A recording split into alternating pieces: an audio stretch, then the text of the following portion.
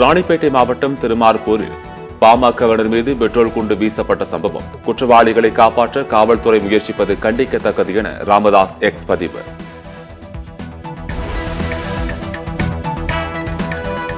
ஜல்லிக்கட்டு போட்டியில் 2 சாதி பார்த்து அனுமதிக்கும் நடைமுறை ஒருபோதும் கிடையாது. மதுரை மாவட்ட ஆட்சியர் சங்கீதா விமர்சனம்.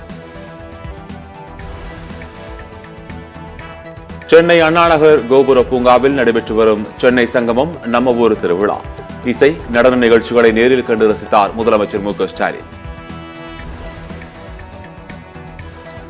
பொங்கல் பண்டிகை முடிந்து சொந்த ஊர்களில் இருந்து சென்னை திரும்பும் மக்கள் கூட்டம். நெல்லையில் ரயில்களில் இருக்கைகளை பிடிக்க முண்டியடித்த பயணிகள். பண்டிகை காலங்களில் அதிக அளவிலான முன்பதிவு இல்லாத ரயில்களை இயக்க வேண்டும் எனவும் கோரிக்கை.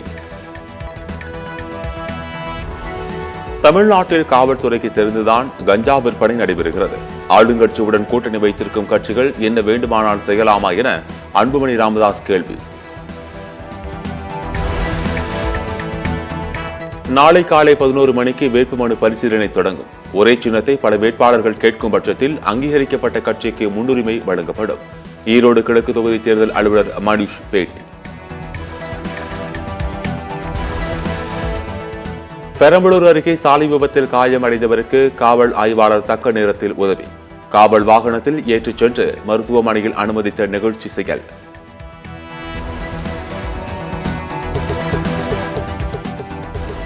திருப்பூரில் உரிய ஆவணங்கள் இன்றி தங்கியிருந்த 7 வங்கதேசத்தினர் கைது. கடந்த 15 நாட்களில் வங்கதேசத்தைச் சேர்ந்த 39 பேர் கைது செய்யப்பட்டுள்ளதாக போலீசார் தகவல்.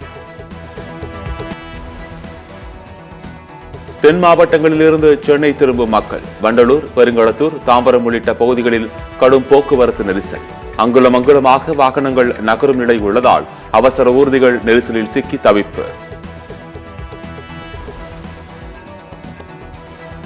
சென்னை திருவொற்றியூரில் தலை மீது மின்விளக்கு கம்பம் விழுந்து மூதாட்டி படுகாயம். பெயர்ந்து விழுந்து உயிர் பலி வாங்கும் நிலையில் உள்ள மின் விளக்குகள் கம்பங்களை அகற்ற வேண்டும் என மக்கள் கோரிக்கை. பழவேற்காடு கடலில் ராட்சத அலையில் சிக்கி அடித்துச் செல்லப்பட்ட சிறுவன். சிறுவனை தேடும் பணிகள் தீயணைப்பு மற்றும் கடலோர காவல் படையினர் தீவிரம்.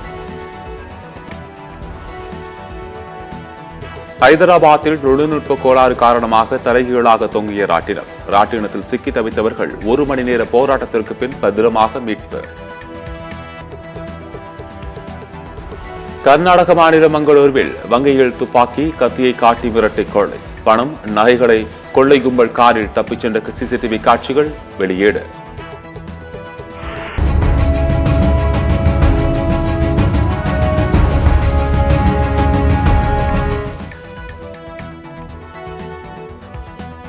பெண்களுக்கு மாதம் 2500 ரூபாய், கர்ப்பிணிகளுக்கு 21,000 ரூபாய் வழங்கப்படும்.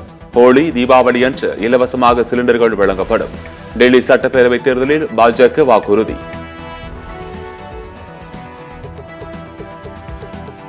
டெல்லி குறித்து தொலைநோக்கு பார்வை திட்டம் இல்லாத பாஜகவுக்கு கிடையாது.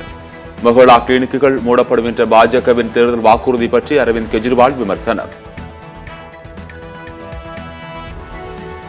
பாங்காக்கில் இருந்து பெங்களூருவுக்கு 23 கோடி ரூபாய் மதிப்புள்ள கஞ்சா கடத்தல். தாய்லாந்து நாட்டைச் சேர்ந்த 3 பேருக்கு சிறை.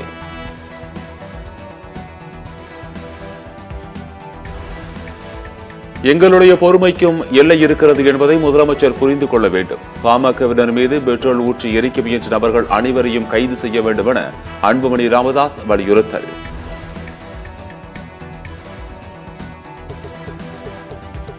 சென்னையிலிருந்து அசாம் மாநிலம் ஹவுகாத்திக்கு புறப்பட்ட விமானத்தில் இயந்திர கோளாறு. விமானியின் சாமர்த்தியத்தால் 162 பேர் உயிர் தப்பினர். பாகிஸ்தானில் நிவாரணப் பொருட்கள் கொண்டு சென்ற வாகனங்கள் மீது நடத்தப்பட்ட தாக்குதல். பலி எண்ணிக்கை 5ஆக அதிகரிப்பு.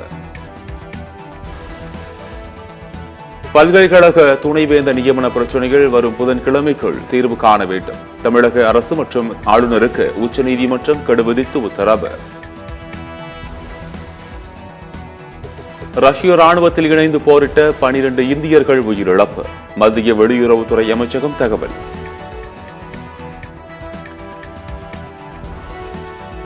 ஆஸ்திரேலிய ஓபன் டென்னிஸ் ஒற்றையர் பிரிவு ஆட்டம். ஜோகோவிச், அல்காரஸ் 4வது சுற்றுக்கு முன்னேற்றம்.